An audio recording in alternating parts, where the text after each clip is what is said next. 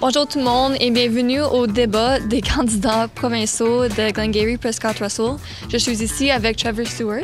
Comment allez-vous aujourd'hui? Oh, ça va super. Il fait super beau dehors, c'est du moins 20, c'est fantastique. Oui, c'est ça. La température parfaite. Ah, parfait pour faire du porte-à-porte, mettre des pancartes, hein? Oui. Parfait pour une élection, ouais. Exactement. La première question que j'ai pour vous aujourd'hui, quel est votre objectif pour la région de Glengarry Prescott Russell? Oui, numéro 1, c'est d'obtenir tout le monde un docteur de famille en dedans de 4 ans. Sans doute, faire des augmentations, des améliorations à notre système de santé. C'est critique, c'est nécessaire, on en a besoin. Oui. Ça fait 7 ans maintenant qu'on n'a pas ces investissements-là. Puis on le voit, les gens souffrent chez nous. C'est tough, que ce soit en santé, que ce soit en éducation, que ce soit le prix de tout, du logement, des grosseries. Les gens souffrent. On a de la misère. Puis on a un gouvernement en ce moment à Toronto, qui s'assoit sur ses mains, puis écoute seulement les gens de Toronto, puis qui pensent pas que la province de l'Ontario continue à l'est de Kingston. Oui. De leur rappeler que nous autres, dans l'est ontarien, on a besoin de notre juste part. C'est critique, puis c'est un des gros messages de la campagne. Et quelle est votre stratégie pour obtenir le soutien de la communauté?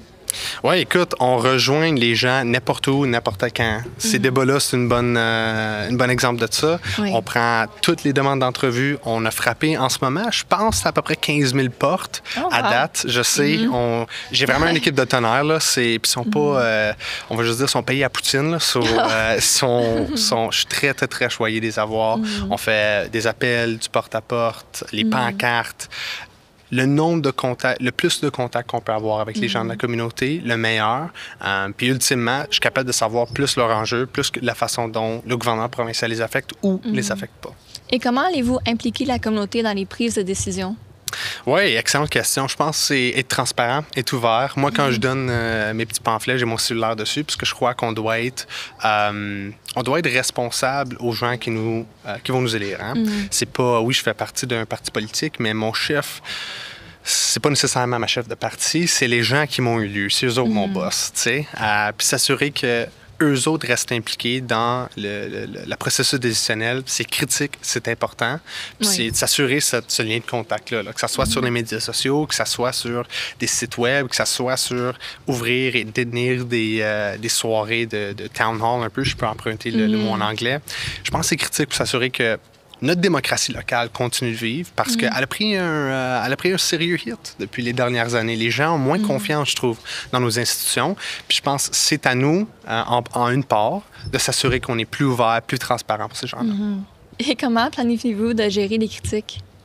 Oh, écoute, c'est pas personnel. Hein? Si tu le prends, faut vraiment que tu le prennes comme ça. Il y en a... Je l'ai appris comme conseiller municipal.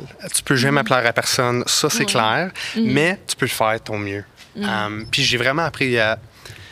Si t'écoutes aux gens, juste les écouter, tu viens de diffuser la situation là, à 10 000 fois. Là, parce que souvent, les gens sont frustrés parce qu'ils ne sont pas entendus. Il y a un sentiment de « les choses vont pas bien, le gouvernement ne m'écoute pas, le gouvernement qui est supposé être là pour m'aider ne m'écoute pas. » Écoute, d'avoir quelqu'un là qui dit « je vais faire mon mieux. Je sais pas si je peux faire exactement, je peux changer le monde pour toi, mais ce que je vais faire, c'est absolument mon mieux. Je vais t'écouter, puis je vais m'assurer que je travaille pour toi. » Ça, là, ça va tellement loin pour les gens. Donc, de ne pas prendre ça personnel, de faire ton mieux, c'est les deux grosses choses à se rappeler.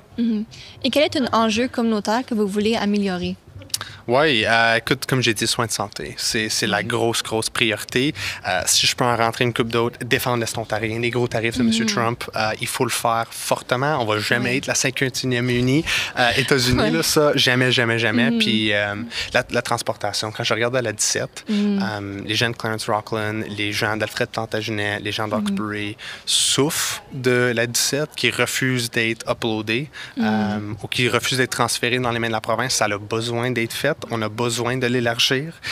Que ça vient avec un doublement de lane ou que ça vient avec une voie à multi-occupant, à véhicule multi-occupant. Je suis ouvert à toutes les options, mais on a besoin de faire quelque chose. On a besoin de prendre un pas dans la bonne direction parce qu'on ne peut pas continuer comme on est en ce moment. Bien, ça doit être toutes les questions que j'ai pour vous aujourd'hui. Merci beaucoup. Merci à toi.